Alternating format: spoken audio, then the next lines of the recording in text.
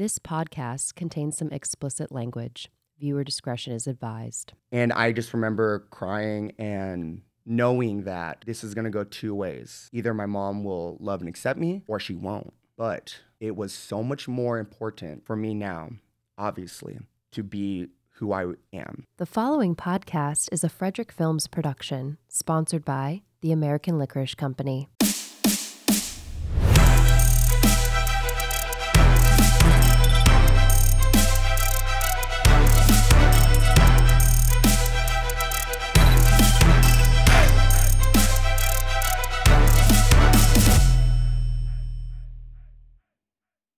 Hey everybody, my name is Norris Frederick and I'm your host, and I want to welcome you guys back to the Embrace Podcast. These past few years, this pandemic has completely turned our world upside down, and we have had to rely on people for certain things, such as doctors, nurses, surgeons, you name it. There's been a divide where certain people are pinned against other people and so on and so forth. Not really necessarily having opportunities to branch out and meet people from different races, different sex, different genders.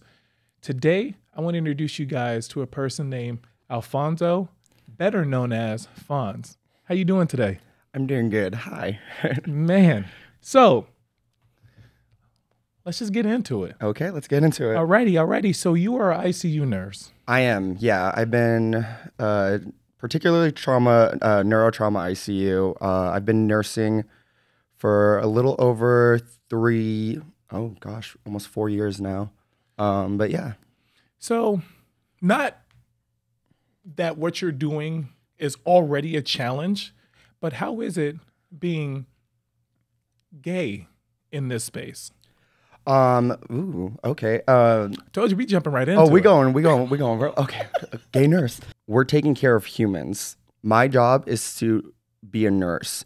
And whether I have black fingernail polish on, whether I have long hair and am a guy, or I have tattoos and that's being exposed, that has nothing to do with my ability to take care of that person. So you touched on something, you just grazed over it, and it was about being human.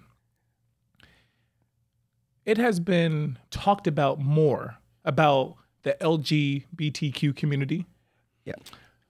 What it's like to live in that space, what it's like to maneuver in that space, and also the community around what you guys got going on. I come from a background where none of that stuff, I'm not going to treat anybody different, right? I just see you as a human.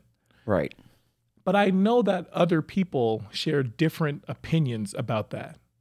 And what does that mean to you in the position in life as an adult? What does that mean for you? As far as, let's see. As far as being gay and coming out and stuff like that, I always like kind of remind people to heterosexuals don't have to do that. People that live in the standard, almost like I said, like standard classic American, norm, don't have to come out or ever have to have a story. Being from a loving family like you described, I'm sure that would have been an easier transition. However, you could have two gay parents, you can have two lesbian moms, and no matter what, their kid will still at one point have to say to them, I am gay, or I am bi, I am queer, even though those parents are part of that population themselves, because it's something, it's not like being human is so specified. It's kind of in this like contraption context that we've created because of these standards. So being part of this population, being queer and stuff like that, it is very challenging. And I've met so many people that have had different stories and coming out stories. And I myself come from a Filipino Catholic background on my mother's side.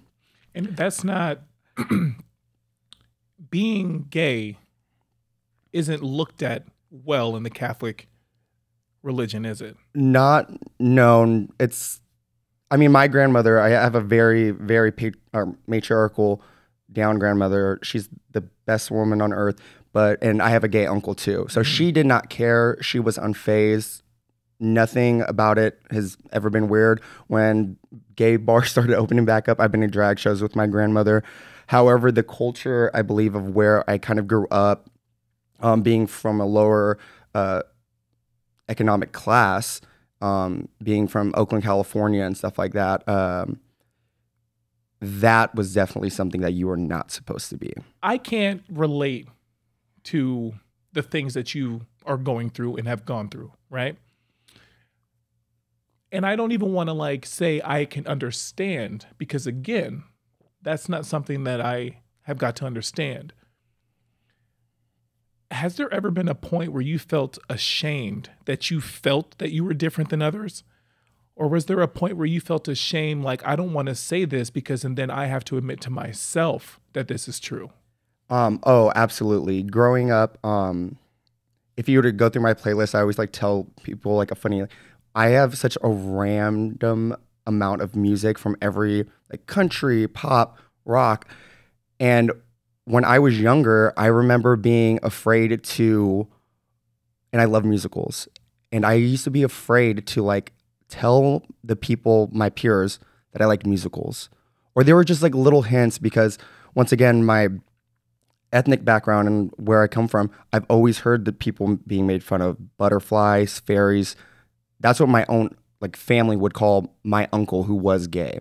So that's who is what gay. Yeah. that's the term that they would use. Yes. In representation. And to his face, like, Wow. And it was something. So, and you were a witness to this. And I was a witness to it. And I remember being really young, and people would ask me if I was gay, or like I would hear the adults saying like, Fonz is gay. Did you like, were you? Did you know? Did you consciously know? I always tell people, like, looking back, I was gay, and there was nothing that made me, and because I'm gay, there wasn't a changing point. There wasn't something that happened to me. I wasn't convinced that I was gay. I'm not doing it out of an act of rebellion. Mm-hmm. I'm wearing the black fingernail polish out of rebellion, but live your life. But live my life, yeah. But I was gay. I mean, but because I've heard it being so negative and like people being bullied over it, and like I said, seeing my uncle be called like things like that, it was like, okay, well then I can't do that. Right. In high school, like when I was a kid, I just liked blue, like, and I only wore blue, and I was always afraid to like ask my mom, like, oh, can I play with the Barbie dolls, or can I do this? I loved Sailor Moon when I was a kid, and like my brothers like always talk about it, like, oh, we knew you were gay, like you like Sailor Moon, you like drew a lot, which is crazy that drawing is something that we associate with being gay. Right. But as I was getting older and realizing that these are bad things, quote unquote, I started suppressing them. So when I was in junior high and, you know, hanging out with like these cool teenagers, which I went to a school with like 3 other kids, but wait, hold on. You said 300 or 3 other? 3 other kids. Okay. We'll talk about that. We'll talk about that interesting tale soon. But I remember like, okay, well, I wanted to wear jeans, but like I would specifically only get straight jeans. And then it evolved to, I was like, well, I think I want to do more, I want to dress nicer. So I did slim jeans. And like even little skater kids around me wearing skinny jeans, but I was like, I can't do that because people are already questioning if I'm gay. Mm-hmm. And it was just something that I did not want to be.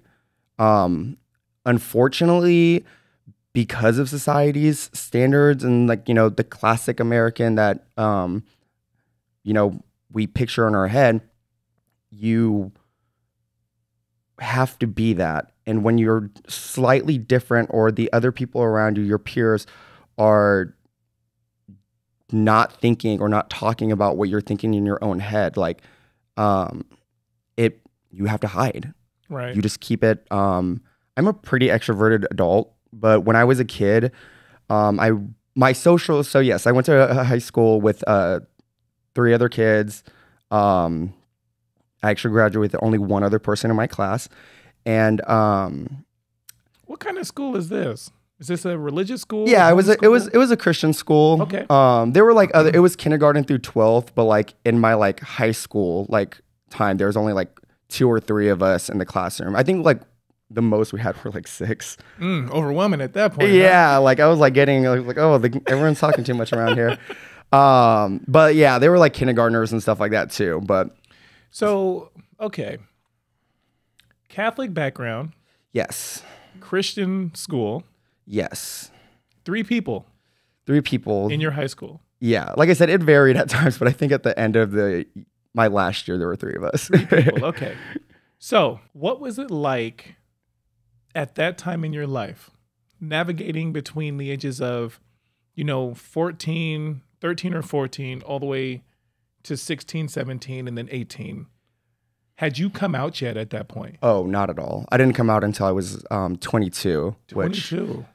Which was, I feel like it's actually surprisingly, that's like pretty young. Really? Yeah, especially for our generation, because of like the culture and acceptance and pride and stuff like that. A lot more teenagers, I feel like, feel safer to come out now, but especially in that very conservative upbringing, I for sure did not like it. A funny thing I used to do, and I was like, it's like kind of weird, but I used to subscribe to GQ magazine, and I would read it, but like I would never tell my friends that I like was like into fashion. Right. I never wanted anyone to like, because once again, I'm like, well, they're gonna think like, why does Fonzo like to wear suits? Or I actually used to participate in a church, and I would go 5 to 6 days a week. Wow. That's a full-time job. And Oh yeah.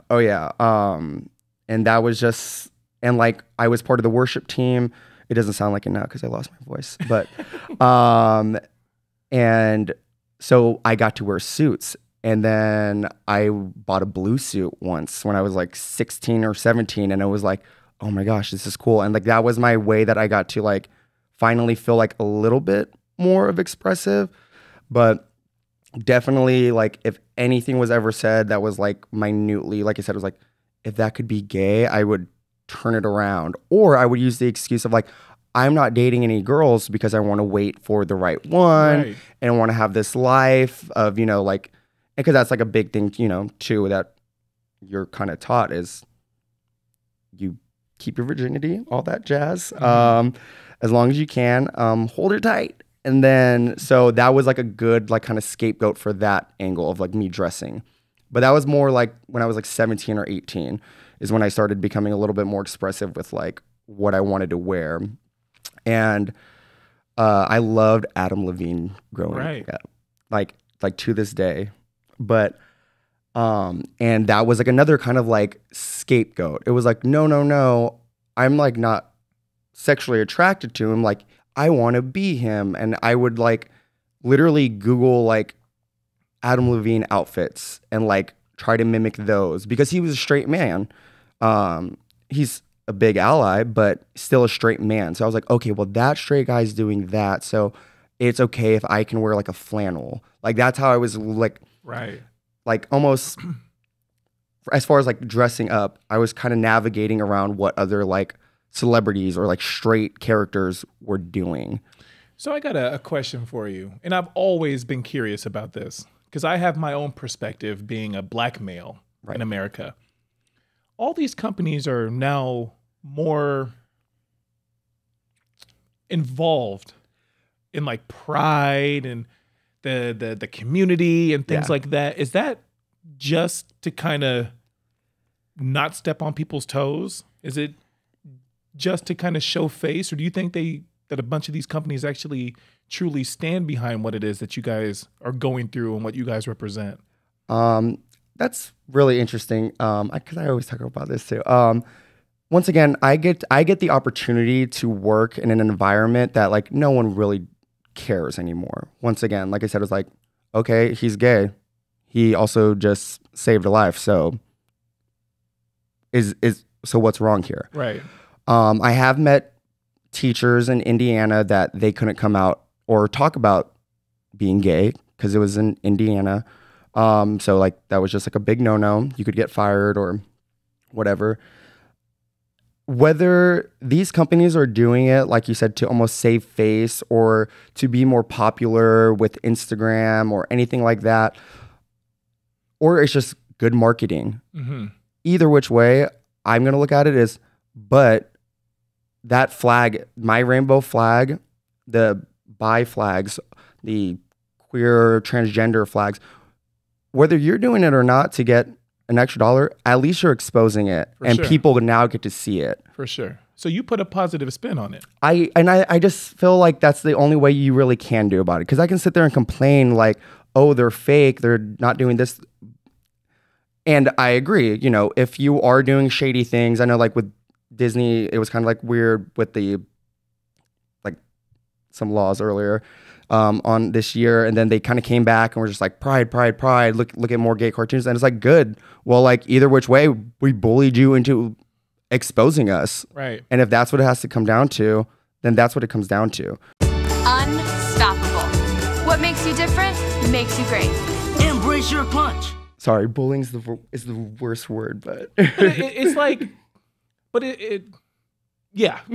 yeah. But you're using it in a way of like finally getting your messaging heard in the space where you want it to be heard. Correct.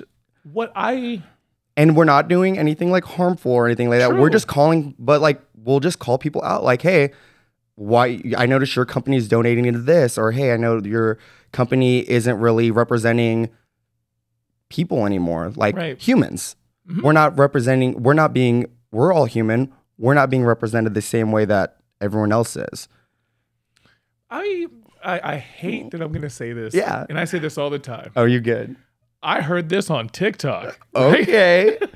I But- just downloaded TikTok. Oh, you're going to love it. Oh. Everything in life that is fun is on TikTok. Trust me. Oh, okay. Well, then buckle up. Buckle up. But there is this comedian that started his show talking about the LGBTQ community fighting for just equal rights. Not for better rights than anyone else, not for more rights than one, but just for equal rights. Touch on that a little bit. What does that mean? I know what it means, but what does it mean to you? It's equal, and that's and I talk about that all the time. That is the funniest. So once again, I was in Indiana for a few years, and you did cross paths with the average person who probably didn't like gay people. And you hear a lot of these like justifications where like, yeah, well, can't you guys just call it something other than marriage? No. What would be the alternative? Yeah. What would be the alternative? An everlasting partner? An everlasting, yeah. Or how about this? Just like you said, equal rights. I'm not saying you got to go be gay. I'm not telling you to go kiss a man. I'm not Right. telling you to wear a beautiful skirt like me. What I'm asking and will demand is that you treat me equally. For sure. Why can't I be with my partner who I love, who loves me, and I can't share their insurance because we're not married? Mm-hmm. Like, even heck, I don't even want to call it marriage. That's fine. But like that, think about that. Like I can't, but there was no other way before, you know, thankfully now we can for now. But at one point we weren't allowed to. It's mind-blowing to me. It is absolutely mind-blowing to me that what you choose to do with your life, how that could affect a complete random stranger into Yes. living their own life. I always tell people, mind your business. Simple. It doesn't have to be political. Like we can talk politics or do whatever you want. My only request from you is mind your business. If you don't want to look at me, look the other way. Just mind your business. But that's the problem. Not everyone wants to mind their business. People do want to. Everybody has an opinion, right? Everyone has an opinion. That's Let fine. me ask you this. And this has seemed to be true in most other cases. And I would love to hear your perspective. For those who are so angry and upset with same gender marriages or whatever the situation may be, is the underlining medium that they're trying to express is either they're afraid because that's truly who they want to be and want to be able to express the way that you guys are? I definitely, okay, so I personally feel like there's definitely people out there that are like that for sure. I don't think it's necessary. I don't think it's necessarily that. I think it's a lot of it can just be moral values and the way you're taught and the way you're brought up and stuff like that. And like I said, I was afraid of being gay because I didn't want to do it. It was going to send me to somewhere bad. And that's what I was told my whole life. Right.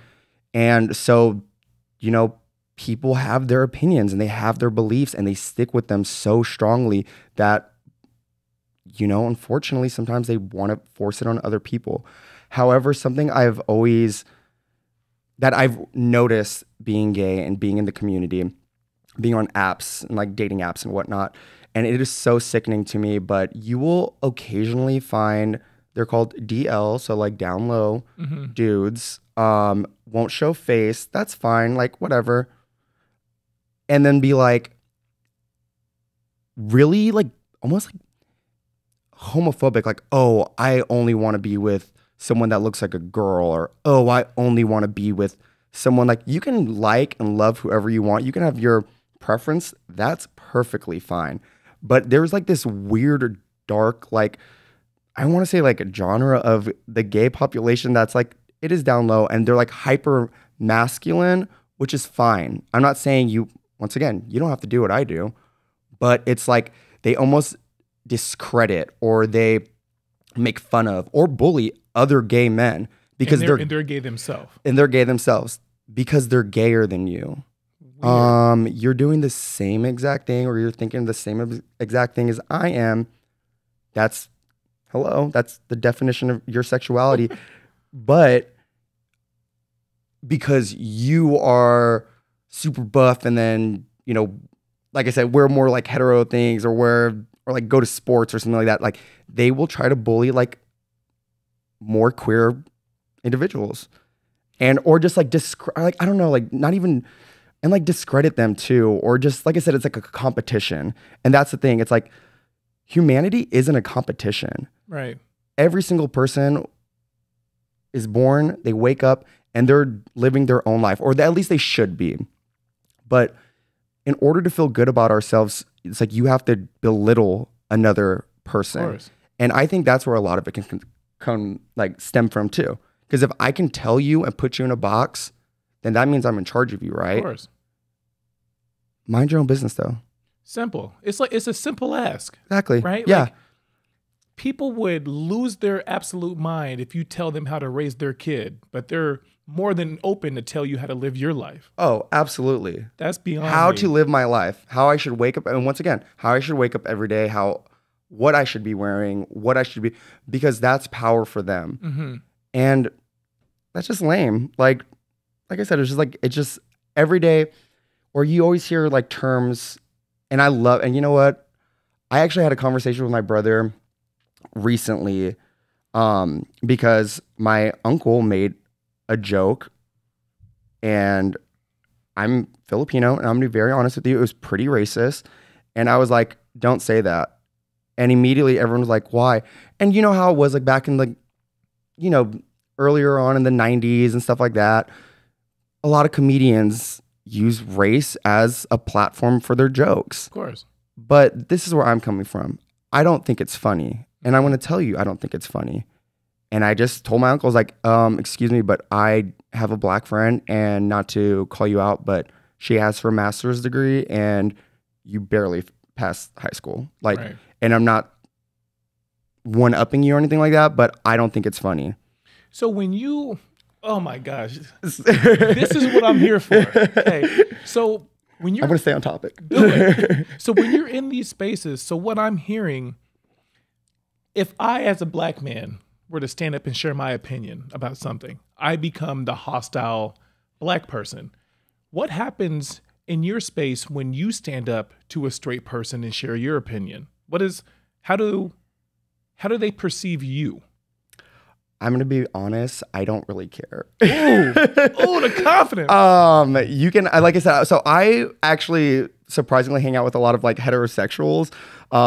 Being a nurse, I hang out with a lot of girls, but my close friends, like my best friend, is a straight heterosexual white male, the first guy I came out to. And because I have these friends that I know that love me, that I know that care for me, let me do whatever I want, wear whatever I want. Like I said, he's a straight corn-fed white boy from Indiana. Okay.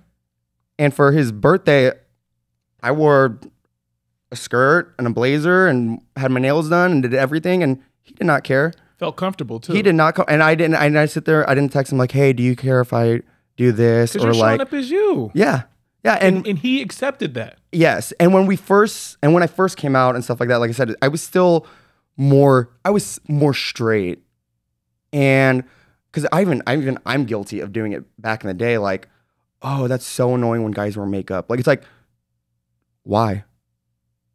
What standard developed that men can't wear makeup? Because that was something that I was taught and raised, right. and I use that as like a credential for someone that's cool or good or important or right. And as soon as you try to convince me that something is right, that's when I'm like, I personally don't care. Because if you are so convinced that what you are thinking, what you are doing is right and correct, you're not growing and you're not changing. Mm-hmm. And how can you develop as an individual when you're right? All the time. All the time. So this is so interesting. And for so many different reasons. Do you deal with discrimination within your own community? Oh, absolutely. And what does that look like? It's very interesting because I mean, there's like a joke about like gay tribes, which is like tribe, like twinks, bears. No, don't know what that means. Okay. So like a bear is just like a more masculine guy. He's probably hairier, bigger, got a beard. Twink is smaller, smooth. All of these, identifiers once again that, we label humans and practice of what beauty is and the way and like I said, whatever floats your boat, whatever you're into, that's fine. Just mind your own business. And there's actually like, I don't know if I can say this. Live your life. They're like fetish bars almost, where like, especially when I came out here to Seattle, I was very surprised by it. I heard of the Seattle Freeze. And so I just Googled gay bar and I was like, oh, I'm just going to go to a gay bar. Went to one and like the bartenders were just like, so each of the bars are kind of for like a certain sect of like, gay man. Yes, of course you can, jump around, go to all of them or whatever. But like you definitely, when you do go into these areas, you do see a commonality amongst the population that are participating there. Like I said, though, for me personally, I don't care if you don't want me here. I'm going to sit down. My money's just as good. And I'm going to do whatever I want legally, Of course, sure, of course. But I mean, it's even funny too, because like during Pride and stuff like that, like I once again, my friend Caleb, he goes to gay bars with me all the time, and he's straight. And we actually sat down at a bar out here called Union, and we're nurses, so we work a lot of weekends. But the first time I went there, it was like a Tuesday, so it was like super chill. We like got some fries. And we're like, oh, cool. Like this place is like just chill. There were so many gay men in that bar that night. Like more than you're used to. I guess no. I guess I shouldn't be surprised. I was just surprised because like I didn't put two and two that like this bar is probably lit on a weekend. And so we like beeline to the bar because I was like, and this is my thing too. I'm all about consent. I don't like to be touched, and I don't like no one touching my friends. We'll leave it at that. And so I was just like, we're gonna sit at the bar, and he was like, because if anyone like messes with you, I'm gonna be like really annoyed. Right.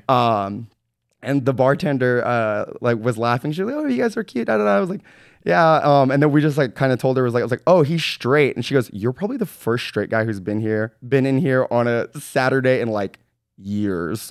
So really, yeah, because it just like I said, and that is our safe places. You know what I mean? Like I said, being gay, you don't, and that's what blows my mind. Even though we still have these like segregated bars. Like I said, if they're themed bars, that's more fun. Like, oh, like a country bar, or like, sure. or like, this one looks like an aquarium. That's cool.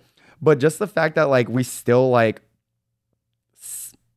kind of like expect each other not to be in our areas. Like, I mean, being gay doesn't mean you're 1,000% the best human on earth. Let's just call it for what it is. We're still people. We still judge. We still have opinions and of each other. In Indiana, there were only really like 3 gay bars. And I noticed a lot, and I've had this conversation with quite a few of other members of my community of color, that there still is a thing like white gays still kind of hang out with majority of white gays. So there's a racial divide within the gay community. There can be, and I do know like it's a lot easier to hang out with someone of a similar background, or stuff like that. Like I understand that. I'm not saying like you guys have to invite me to everything now because I'm calling you out, but there was, and I remember like having that discussion with a few gay men that were black, and I was like, and they were like, "Oh yeah, we don't get invited to the white parties." And what? Yeah, I mean, just because, and then, but the irony of it is, it's like, we're gay, right? We're supposed to be promoting equality. We want equality. We've been dying for it. Right. We've literally been killed for it. And you guys are fighting the same fight. Why make it more complicated? And it still exists. Like I said, I was like, I think a lot of it has to do with elitism, socioeconomic differences and stuff like that.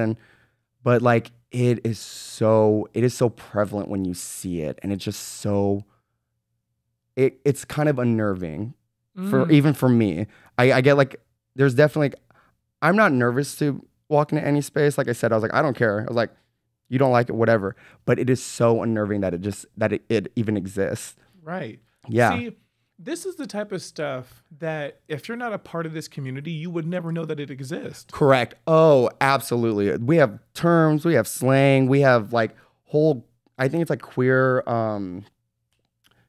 theory and stuff like that, we're struggling with, we're figuring out because our culture is just now being allowed.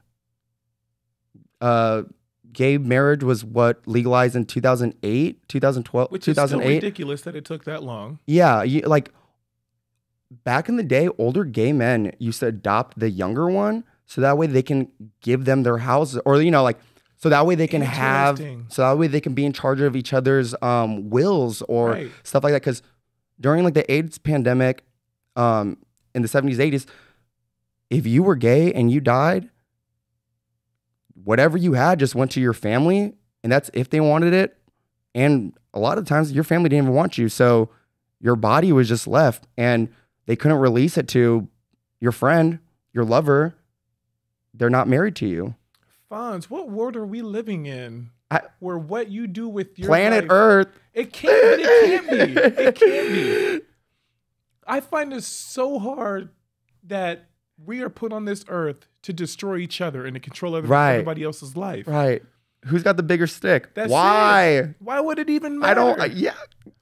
This is so interesting because I feel like having these types of different conversations where you can actually be open and like in a safe space and be open to ask anything that comes to my mind or give an answer. Right.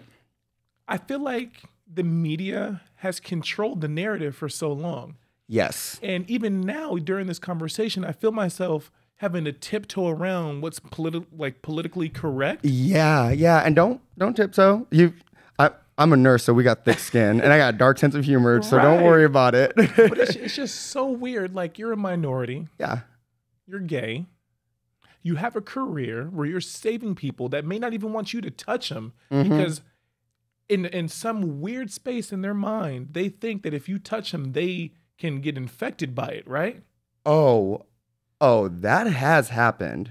Oh, that has happened multiple times. And that's whoa. Walk me through this. And so that's the thing that I didn't tell you. So yes, hospital culture, like nurses, doctors, RTs, PTs, surgeons, yes, we are accepting of each other. Hopefully, we are understanding that it's not, we all come from different ways of life and stuff like that. Once again, I am qualified to do all of those things, and we all know that about each other. However, that does not mean that your population that you are taking care of necessarily cares. I've literally been in a room once where a family member made a comment about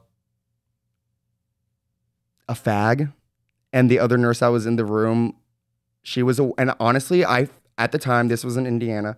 At the time, I didn't feel like I was a baby nurse, and I felt like I couldn't, and I didn't have long hair. I had like very like normal standard comb over, so I didn't like look necessarily like any certain way. And he just made the comment about a fag, and like they like chuckled Out of nowhere. I don't know if he like thought about it or just thought it was funny. And the other nurse, she was an OG. This little fiery redhead. She goes, For those who don't know what an OG is, it's an original gangster. an original gangster. She was like, "Nuh-uh, get out right now. I'm not Kick him out playing." the And he hospital. was like, "What?" She goes, "We're not gonna talk like that, and don't ask to come back." to was the like- hospital. Yeah, and she was like, "Well, or this is our mom." She goes, "Cool, you just lost your privilege. Get out." Of the hospital. Yeah, because she was not putting up with it. She goes, "You can try again tomorrow." Like, because once again, I'm in the ICU, so we have small, like these aren't big rooms, like, and she was like, and the validation was like, I don't feel safe in me at my job. Like, you can't act a fool in a hospital room. Like, we're doing things.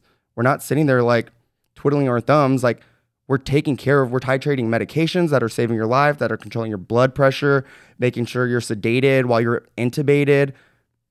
We have a lot of things we have to focus on, and we don't need to feel unsafe when we're in a room. Why make it hostile when you came to us? People demand miracles from us. Like Yeah. I could imagine that. Yeah.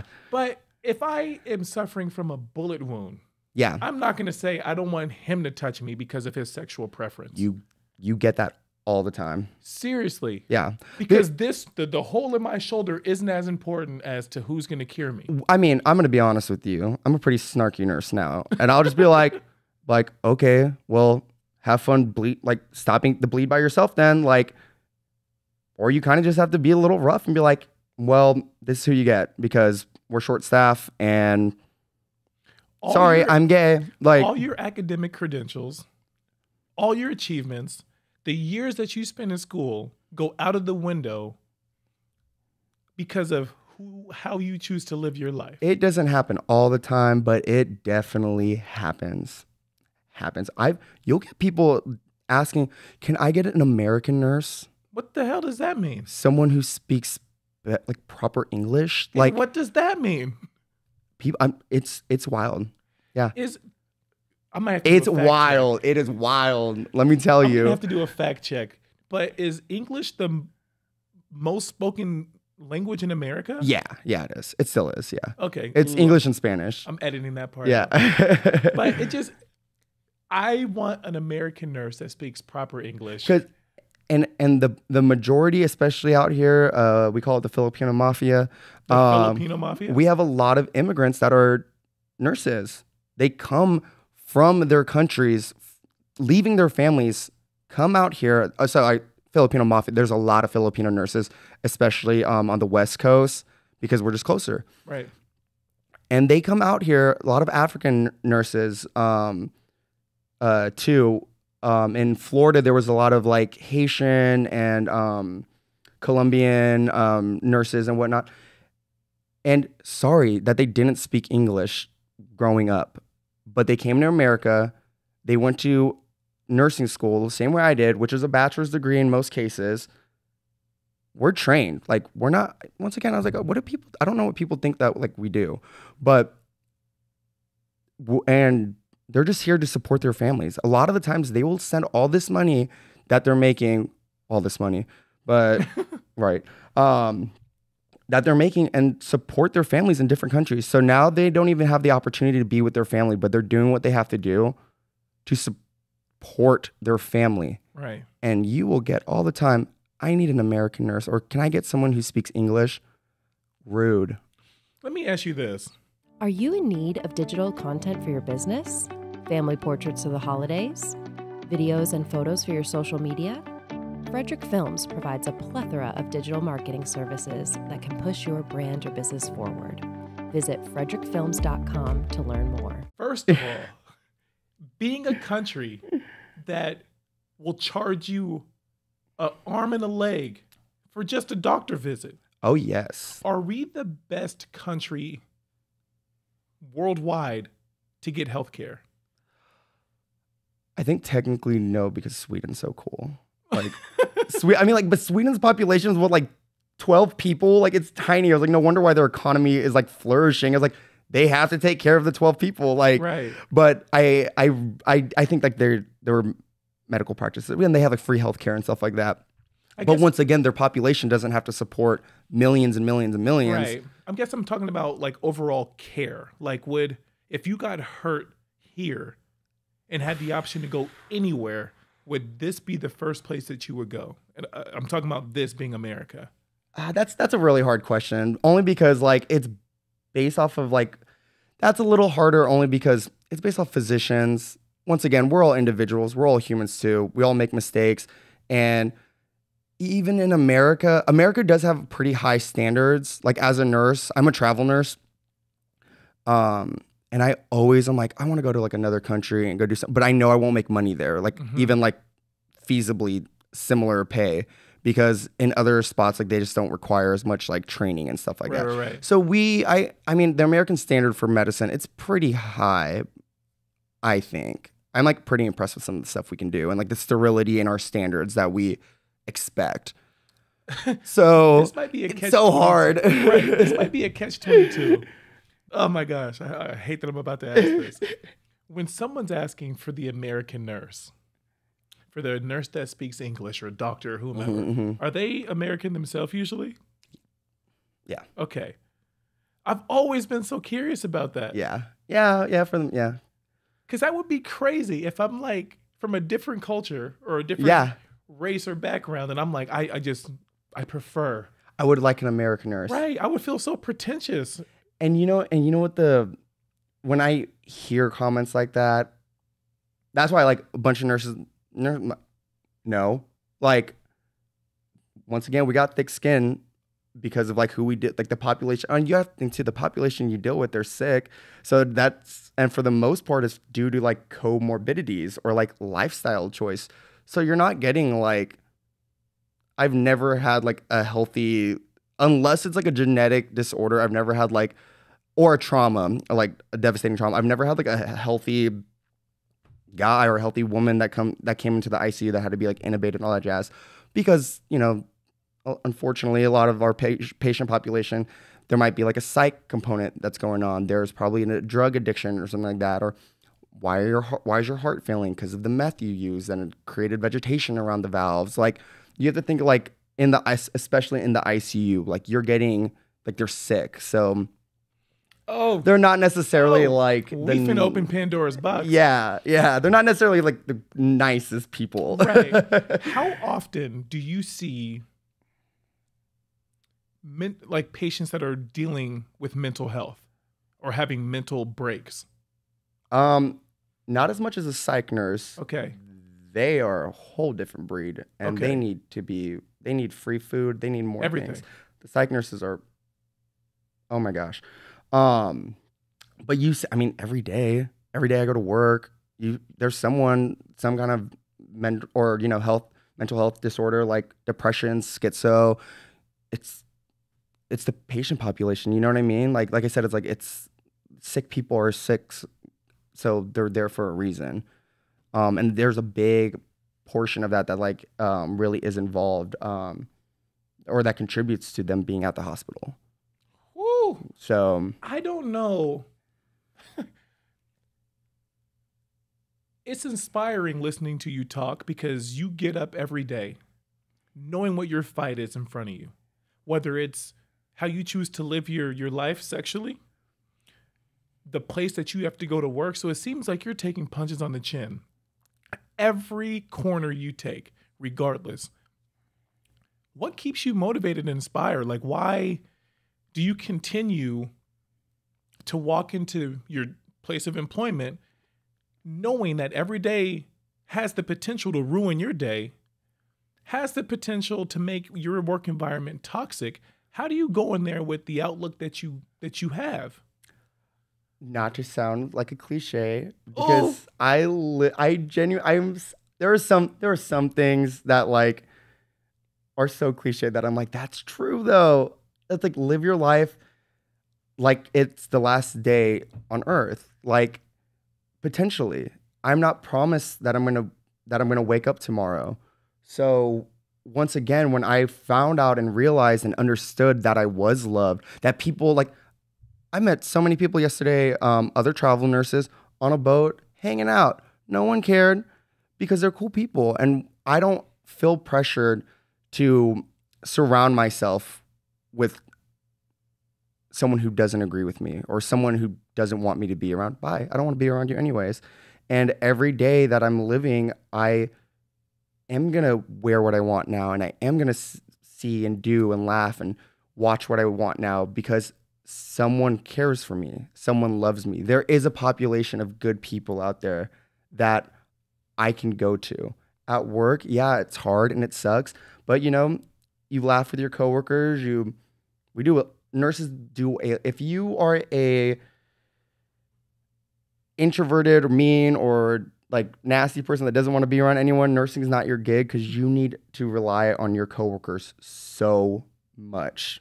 Talk about nitty gritty. You can't clean a butt by yourself. You can't turn a body over, and it is impossible. And you know, during codes, during traumas, it's all hands on deck, and we are going through it together. So we do, and like, you know, having a bad day at work, just text one of my nurse friends, and they're like, already know. Nurses aren't fun to hang out with in public together because all we do is talking about nursing. We don't want to, but we do it so much. It's like our way to like, it's free therapy, and it's our way to like, you know, decompress about, you know, our jobs. Right. But as far as like nursing goes, that's what makes it through. And there are a lot of days where I'm just like, why am I doing this? But I feel like that's normal for anybody in their career. Yeah. I do have this question. Aside from like the normal things that would cause someone to be lonely, it could be like an absent parent. It can be, you know, lack of friends. Being in the community that you're in, do you sometimes feel like you're like on an island by yourself?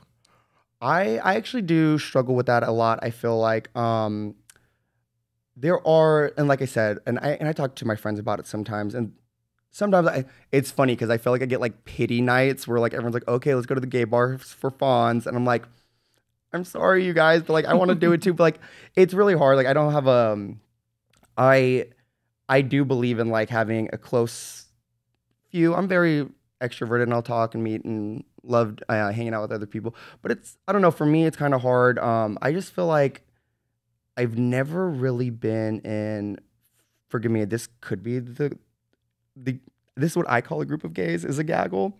But I've never really been like in a gaggle. Like I have like very set friends that are like homosexual that I like talk to, but like a lot of them are travel nurses too, all over the place. I just don't have like a whole lot of like it's like I definitely don't have a gay community out here. My gay community is when my friends are willing to go to the gay bars with me. Right. And that's just me personally. And so sometimes it can feel a little isolating. And like I said too, like when you do see the groups that look alike and you're not being invited, or there are moments where I'm like, maybe it's because I'm too feminine acting now, or maybe it's because I am, you know, wearing black all the time. And I've had a friend goes, yeah, but Fonz, if you didn't do that, you wouldn't be Fonz. So, and I'm like, you're right. Like, and it is more important for me because I got to where I am today of being what I want, listening and doing what I want, that is more important than me even wearing pastels or something like that, like in order to fit in and to insert myself into that group. So I think that is where things can be a little bit isolating. It's, you have to do one or the other sometimes. Do you want to do and be and say fawns? Or do you want to take a step back, limit yourself a little bit, and fit in? That's where isolation can come in. But thankfully, right, they're just moments. But. Right. But I mean, I think, you at the age that you're at right now, these are just moments because you're mature enough and you have the experience to know that. But for a person that all these moments are fresh and they're new, what does it mean to them? Like how do they maneuver in that space of understanding, like, take me as is or just don't take me at all? Like, how do they maneuver in that space? I don't know. It's really, that's like a hard question, only because I have the rare, and I know it is a rare opportunity to have the support group that I have, that is just so loyal, so unwavering, so blindly accepting of me. So it's like I haven't had to, since college and since I've progressively become transitioned into who I wanted to be. Like, I haven't really had to experience that so much anymore, because it's hard. It is hard, and not everyone does have that. And like I said, it's a rare opportunity. I know every single day. Like I said, I was like, for me personally, that's why I'm happy. Right. Because I know it's so rare. I know that it's really, really hard to come by people that don't care, that mind their own business, that just want to be around me because I'm me, and that's it. So yeah, it's a challenge. Everyone has, and then I think a lot of it too, it's like even confidence plays a big key into it. And like I said, growing up, there were a lot of things I was like, I wasn't confident in it.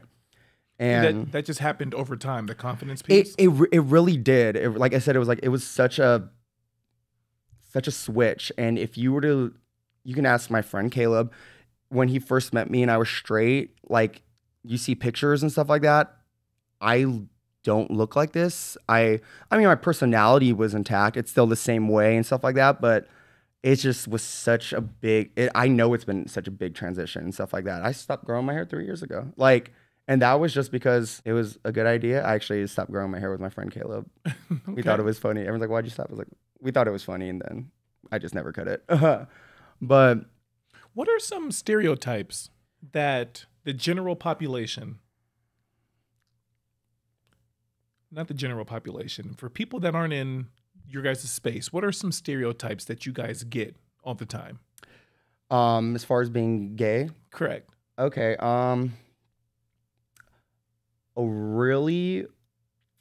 That it is a choice, that it can be an act of rebellion, that we're not religious. I personally don't practice a faith, but a lot of people put hand in hand, or you only get one option, and a lot of times too, that once again, we're artists, we're dancers, which we are. Dancers, or just something a little bit more flamboyant, or and you know what, and like, unfortunately, like, stereotypes exist for a reason, because there can be a common, essentially what a stereotype is a negative, like, commonality you see in a population, but it's always negative. But like, they exist to some extent, but yeah, just like skinny jeans, or like, we all like Britney Spears. Like, I only follow Britney Spears on Instagram because she was funny. Like, I don't know any Britney songs. Right. But there are a bunch of things. I mean, like I said, I was like, I love musicals.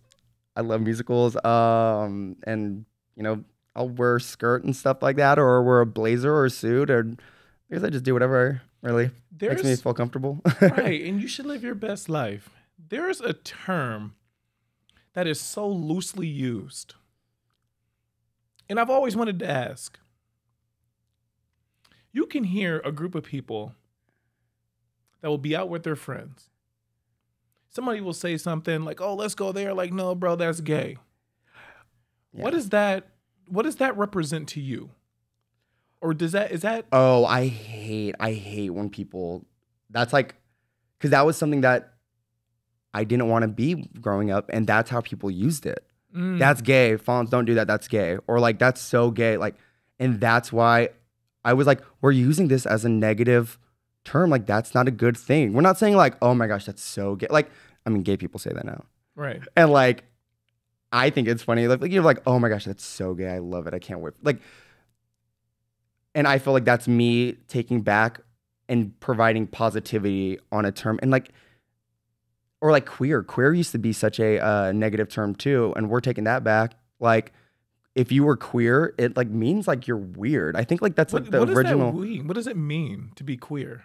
To be queer, that's a very like broad, it's like a very broad, I don't think there's like a single definition that you can like easily combine with queer. So it doesn't necessarily mean that you just like a male likes a male. No. That would be gay, right? Yeah, that's more specifically gay. Okay. Queer, I feel like, can be any involvement of that's not heteronormative. That's how I would simply put it. Like, I could, forgive me if I'm wrong, but like anything that is outside of heteronormativity, bi, transgender, poly relationships, anything like that, they, thems, being non-binary, I feel like that kind of, that's queer. Okay. And like, that's another word I love, because it was so negative. For sure. I remember that. Smear the queer. I was just about to say that. What? What does that mean? Let's chase the queer, the gay kid, and what, like, attack him? That would never fly right now today. As it shouldn't. I know, but that's like, that was the name of a game. It was the name. I was just oh about my to say gosh, that. like weird. Like what? I have another question. What are the pluses and everything after LGBTQ? That's what they are. It's like all the extra. It's all the things that just aren't in the LGBTQ. And it's like the QIA plus anymore, because it's just everything. It's like the population as a whole genuinely wants equality. Back to that term. That's what that is. And it's just to be inclusive. And like when we had Pride this past weekend, it's like, I'm sorry, but like I do want to wave my little gay rainbow flag around because I am able to do that now. I don't know if you, I don't know if you know a lot about like queer history and stuff like that, but like, have you heard of the Stonewall riots in New York City? No. It was this big, it was actually, I forget her name. It was actually started by a transgender black woman, I think in the 80s. I'm sorry, I'm bad with numbers. Everyone's gonna be like, that happened 3 days ago. I'm like, oh, it did? Sorry. And he threw, the police, there was, the Stonewall is like, a famous, I think it's the oldest gay bar in New York City. And so like the police were like trying to take it down, and this black transgender woman, I think, threw a brick at him, and like it just went down. And I'm not saying violence is the answer, but I'm just saying like they were telling them no. They were legally telling them they couldn't be gay. They were legally telling these people, you're not a girl. I said you're not a girl. You're not a boy. I said you're not a boy. You can't kiss that person. They legally were telling us this.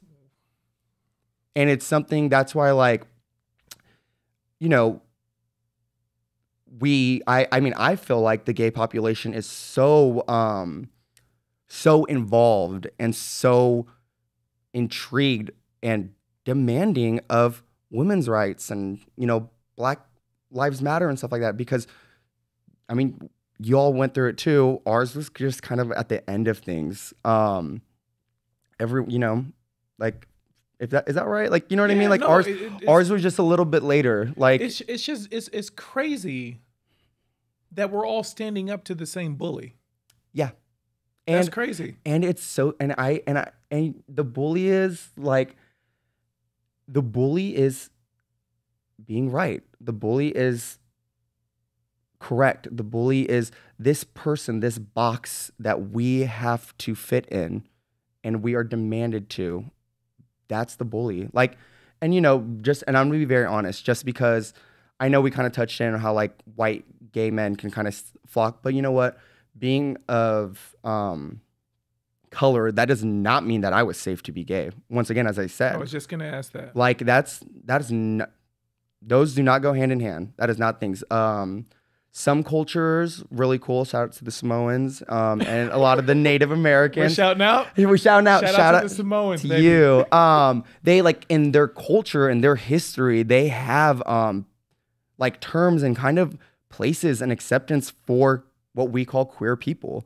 I believe the term, there was almost like a, forgive me if I'm wrong, but I grew up with a bunch of Samoans, and there was like a position sometimes in a household for like men that acted more like women, and it wasn't like degrading. They like let them wear dresses and stuff.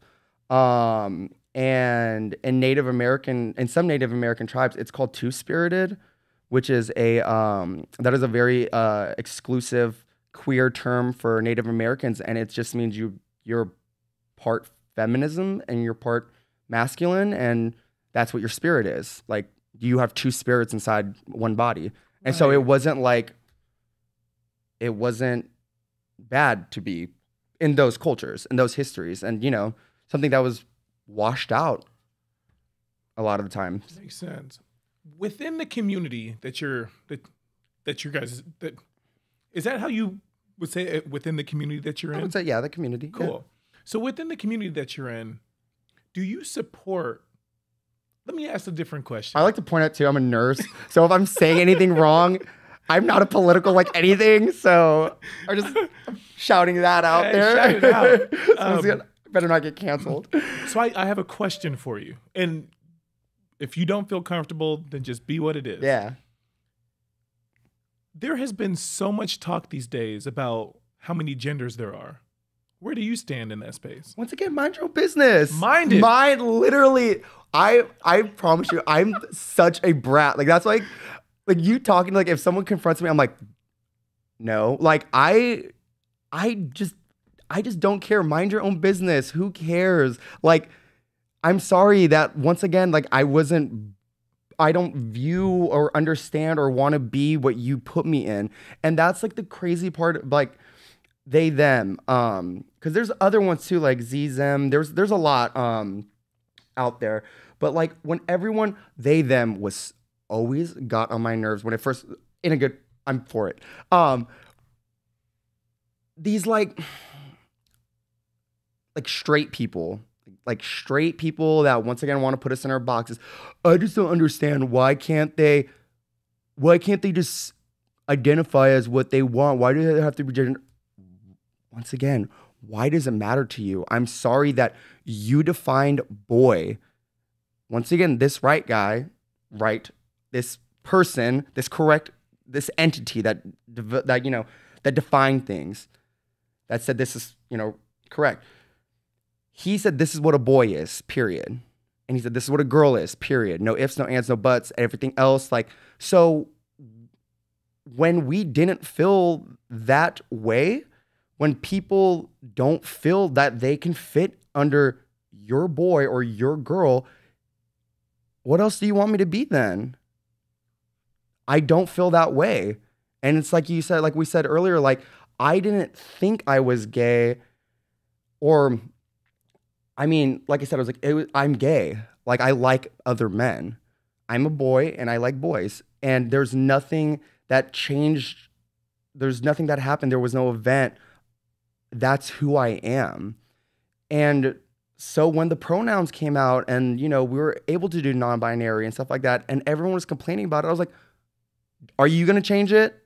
Then don't worry about it. Stop. Why is it angering you so much? Because it angers me that I can't just do what I want.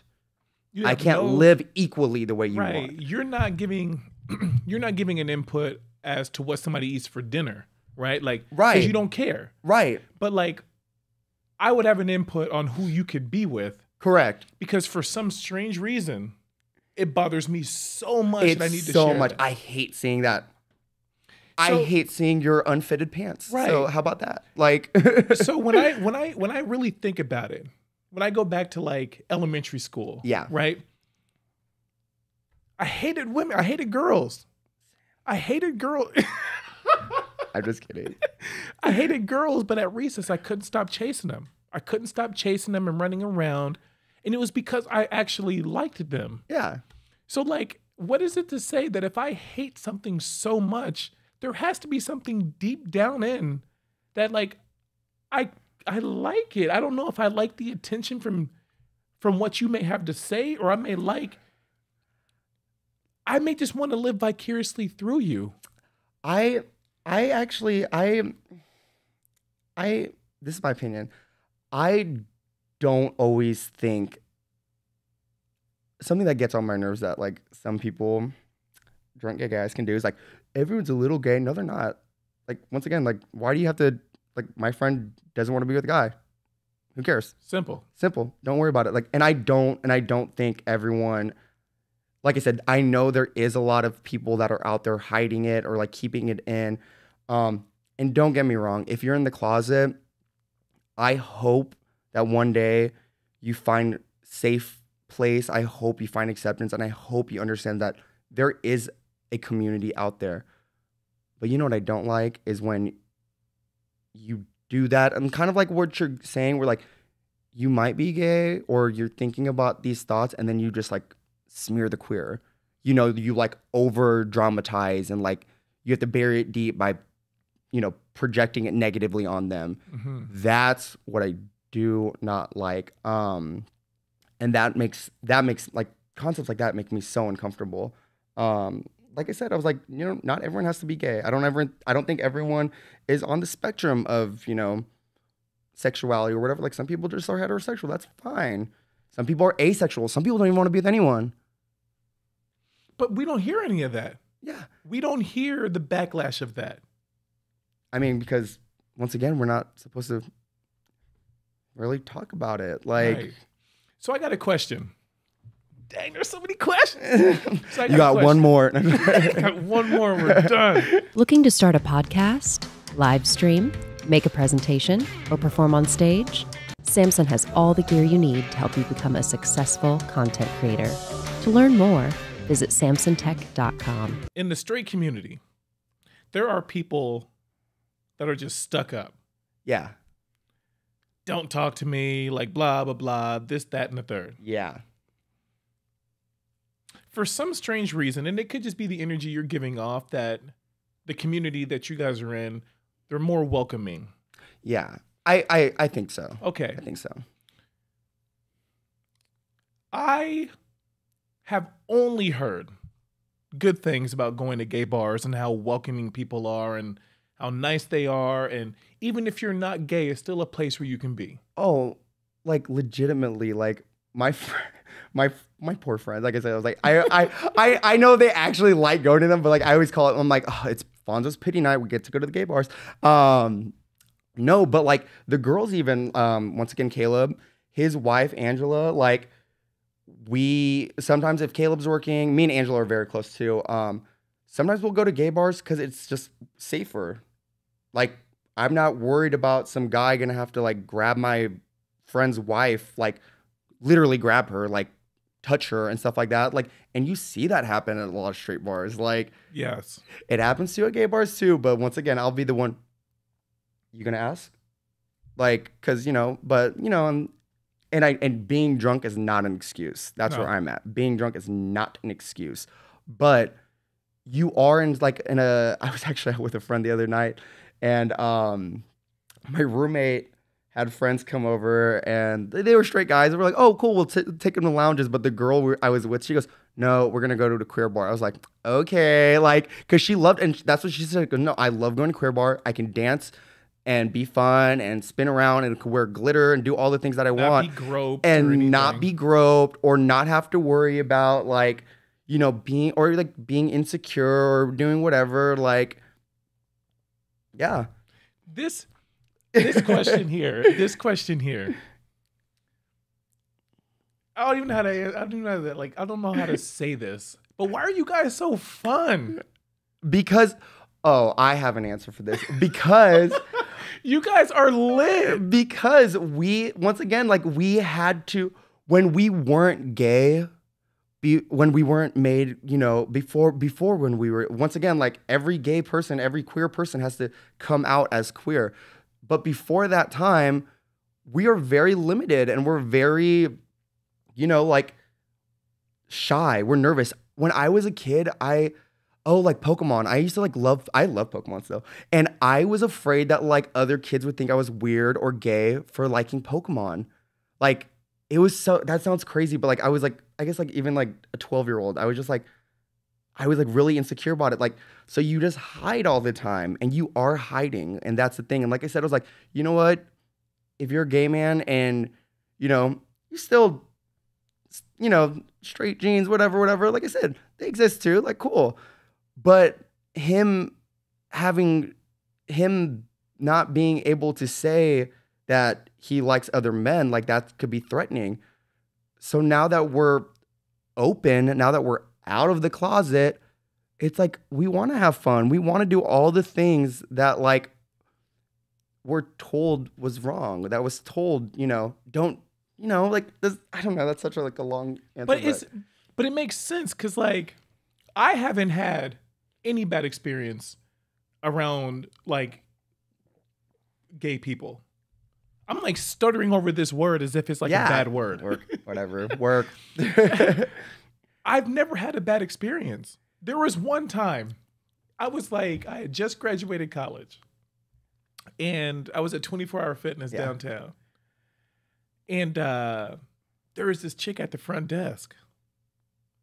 I was like, dude, she's cute. So I walked over to the guy at the front desk, not knowing he was gay, straight, whatever the situation was, and was like, who's that?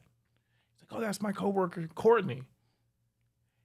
Ask her for her phone number. And I was like, no, that's not for me. Yeah. So I go home and call the gym and then mustered up the courage. Yeah. I see the guy at a house party several months later. And he walked over to me and was like, do you remember me? And I said, you have a familiar face. He was like, I'm the guy that worked at 24-Hour Fitness. I was like, yo, Courtney gave me her phone number and never hit me back. I have never been put in my place, but it was so good though. I will put someone in their place. He said it like this. He said, oh, she just wasn't interested. I mean, look at you. And to me, I was like, I died inside, but it was so hilarious. We're gonna learn a little gay vocab right now. Let me ready? get that. I need That's it. called reading. When you read someone. What you mean? What do you mean? Reading someone is just like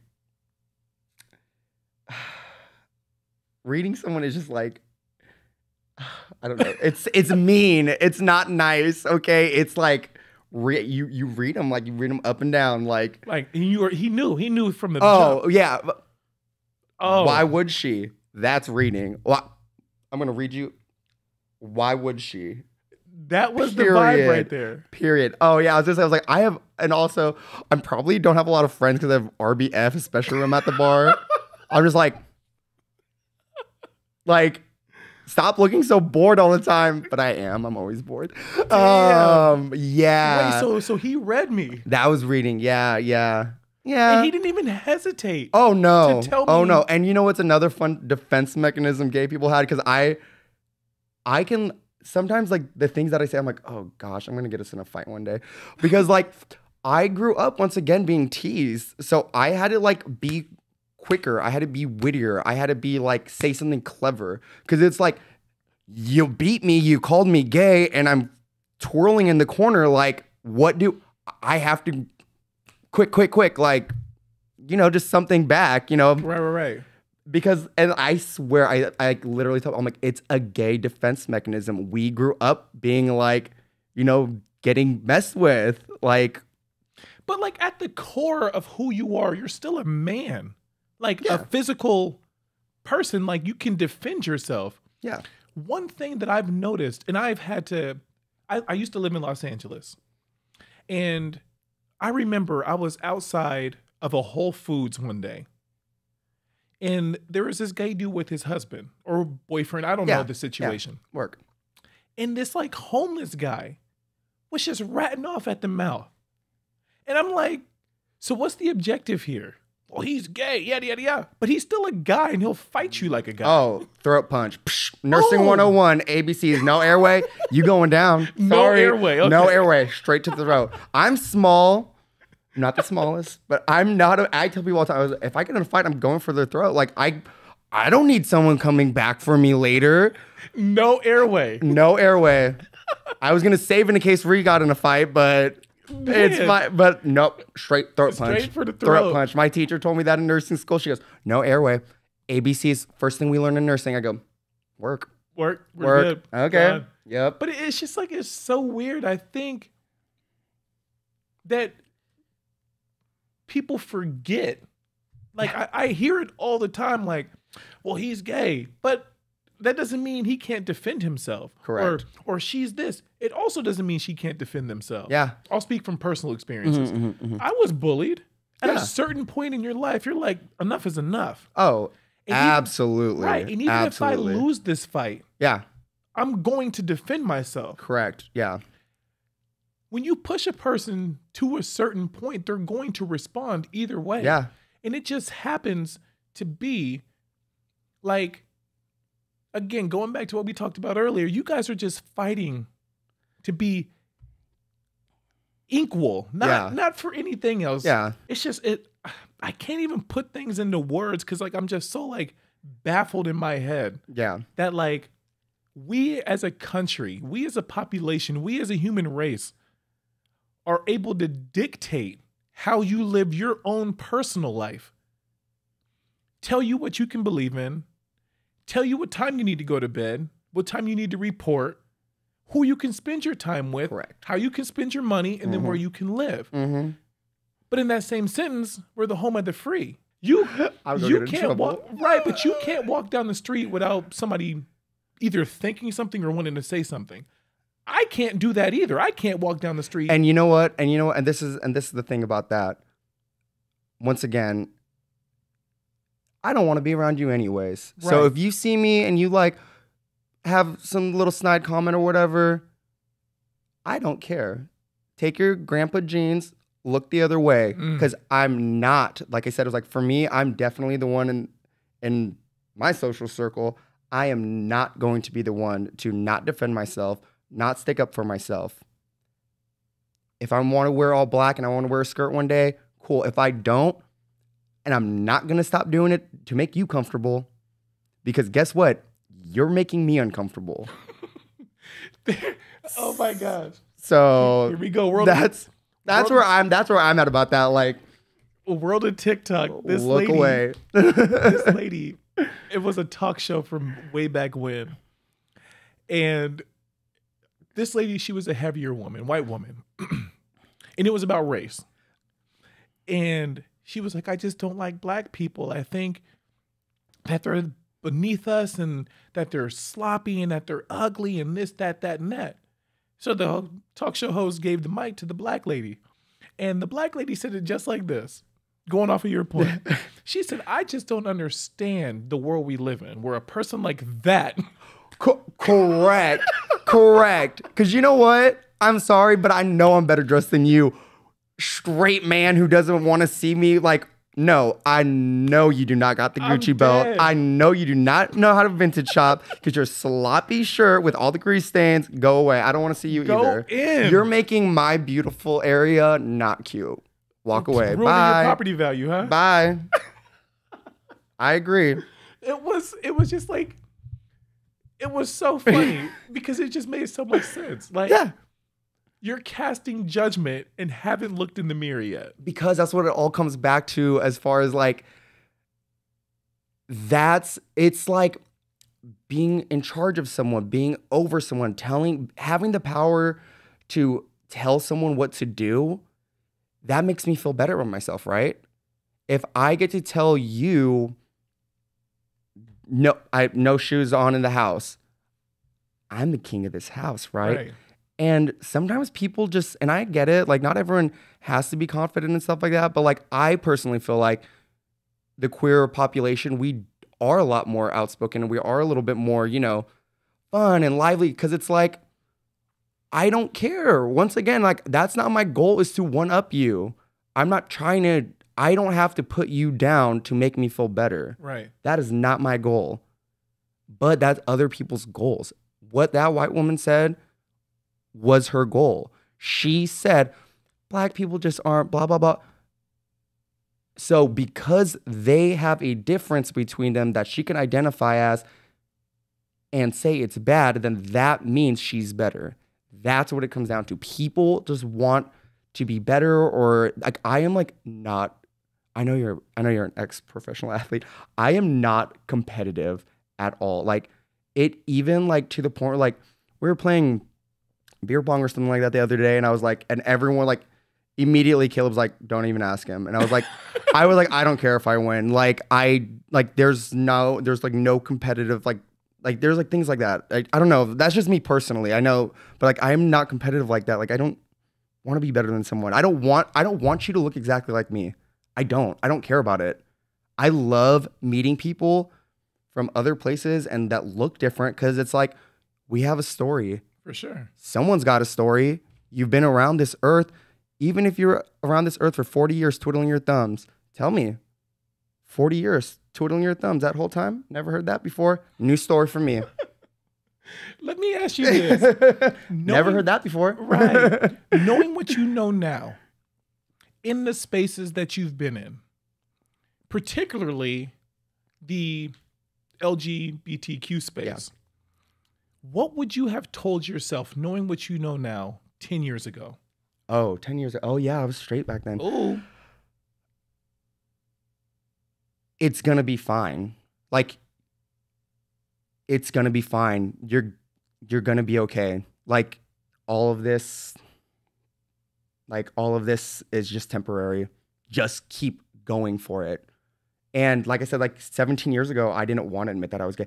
I was talking to a girl once, and I literally convinced myself, I was like, but I was sleeping with men, and I was like, and she always wanted to go on a date, always like wanted to kiss me. And then one time I was like, I can't do that, because once I do that with her, I'm going to stay committed to her and be married. Like I know I'm going to marry her. I convinced myself of this. Right. And so I was like, but I'm sleeping with men right now, so I don't want to do that to her. How can I put this? Was it tough finding a partner? I'm single. When you... I don't want to be, but it is what it is. He just assumed because I'm so fun.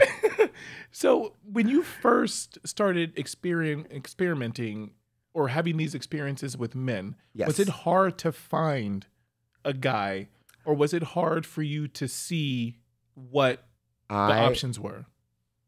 So you're going to learn another gay term. It's called Grindr.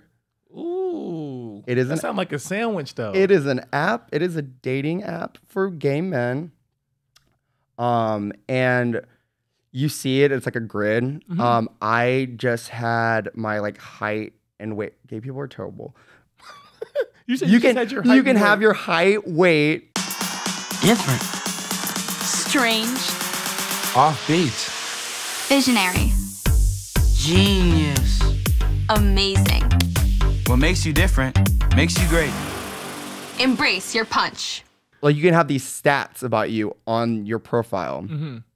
And so like my Grindr profile when I was younger, it just had my age, my height, and no picture. And if I wanted to pursue someone, I would send a picture because I wasn't out. So right. I didn't want to like accidentally be seen. Right. The first time, so I actually went out with this gay couple one time, and they're married now, love them. But him and one of the guys and me were both in the closet. So when we went to the bar, the other one, who was a little bit more feminine, if we want to, whatever, talk about that. He wanted to dance with him, but he wouldn't dance with him because he was like, he didn't want to be out. So I actually was like drunk at this point. I was like, you know what, whatever, I'll dance with you. And we danced, and then a guy after came up to me, and this was the first time I ever got hit on by a man, in a bar or like anywhere, really, anywhere public, anything that was like my first gay interaction without it being like from this app. And he asked if he'd get my number and stuff like that, and we chatted for a minute and stuff like that. And it was like, that was the first time I ever had, I guess, like human interaction. Another question. Okay, We're doing it. we did. I got all day. My roommate's watching my dog. We're good. See, that's what I like. Exactly. So, was it easier to meet someone who was also in the closet so you wouldn't be outed? Yes. He was like one of my first gay friends because I didn't have to, you know what I mean? Like we like had a secret, but like we didn't have to, I don't know. I wasn't going to be outed. We never went to gay bars. You know what I mean? Like we did later when we both came out, but we never did any, like we never held hands or anything like that. And he act really bro-y and stuff like that. So that was way, you kind of went for those guys. You other DL dudes. Just because it was just easier. Yeah. okay. This day and age, with social media being like the norm, for a kid that's in high school, right now, male, female, whatever the situation may be, if they're watching this episode and they're still trying to find guidance, they're still trying to look for different answers to questions they may not even know, what's something that you have gone through, went through, and currently is still dealing with in order for you to be the best version of yourself? And what would you tell these individuals that don't have the strength, the confidence, the motivation that it's okay? What would you say to that? I would say, one, this current generation of teens, really cool. I'm thoroughly impressed. I have nieces in high school and stuff like that, and it is so normalized for these kids that like they tell people all the time, I'm gay. Like, oh, I have a gay uncle. Yeah, like whatever. Like it, like they promote it. Like it's so cool. But I know that's not safe for everyone, and I know that's not everywhere. What I would want to, if I was to them, be safe. Hiding is really dangerous. Sometimes there were questionable things that I like did, like not like, you know, like me just meeting people that I was meeting on the internet. Like it's scary, and no one knew where I was going. I would like sneak out of my like house and like apartment and stuff like that to meet up with guys, like, or you know, to even go on a date. Like, so just be safe. It literally, like, I'm like, oh my gosh, how am I alive? You don't know who's out there. Be safe. Find someone find a friend. There has to be someone. Once again, surround yourself. And if there isn't someone right now, look for them. Someone out there will be your safety net. And that person will help you blossom. That's who Caleb was for me, like completely blossomed into who I am today. And even though, and the biggest fear of coming out too, especially like I was actually out in Indianapolis for, I think like almost a year before I came out to my family. And I just remember crying and knowing that this is going to go two ways. either my mom will love and accept me or she won't. But it was so much more important for me now, obviously, to be who I am. And that's where like I talk about like my friendships are so rare because these people do care and they've never made me feel judged. And honestly, like I said, and if someone does make you feel judged, someone does make you feel bad about yourself, get rid of them. Get a new crowd. We have one life. I personally don't know what's going to go on after. But while I'm here, I'm going to live every single day and have fun. And if I want to get dressed up, I'm going to be dressed up. I thought we were just going to talk over, like I didn't know there were going to be cameras. So, and I wore this because it's comfortable and it's kind of hot out. Do what you want. Do whatever makes you happy. You only have one life. Be happy in it. Enjoy it. Whatever you want to do it. Like, why not? I'm a grown adult now and I watch so much anime and that was enough. Like, you know what I mean? Like things that like my friends don't do. Right. But it's you. And it's me. Like, don't worry about fitting in. Like, seriously. That is a cliche concept, but it is so true. Do not worry about fitting in. And you know what? Honestly, high school wasn't that great for me. And like I said, just keep pushing through because it is going to get better if you have that mindset of like, it's going to get better. I'm going to do this to get it better and do it.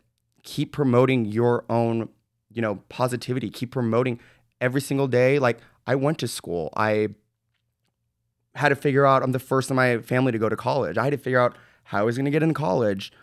I had to figure out, then I was like, you know what? I'm going to move to Indiana because I just wanted to get away. I had to save money. Like do everything that you have to do. Make sure that it's promoting your life that you want.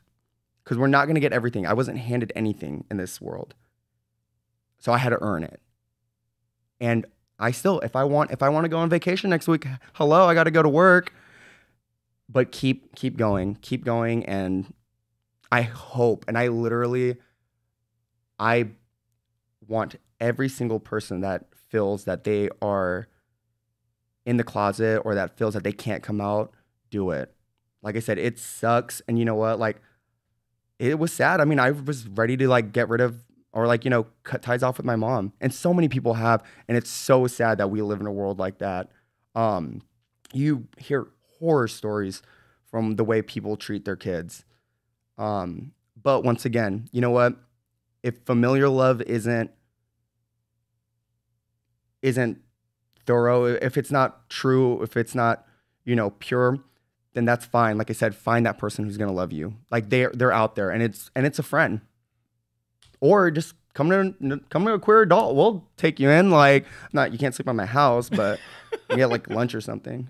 But so I want to finish up by saying, we live in a space where not everyone's going to be accepted for what they look like, their preference on what they want to do with their self in life, who they want to spend their time with, or what. Hearing Alfonzo speak, or Fonz, hearing Fonz speak really shines light on no matter what it is that you got going on, it is your life to live and the decisions that you choose to make. I want to thank you guys for listening today.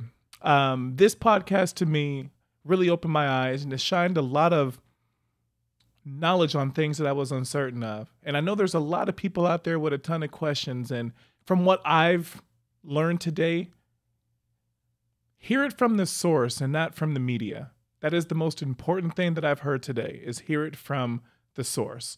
We're all able to form our own opinions, but we're not living the life of another person. We're living our own life.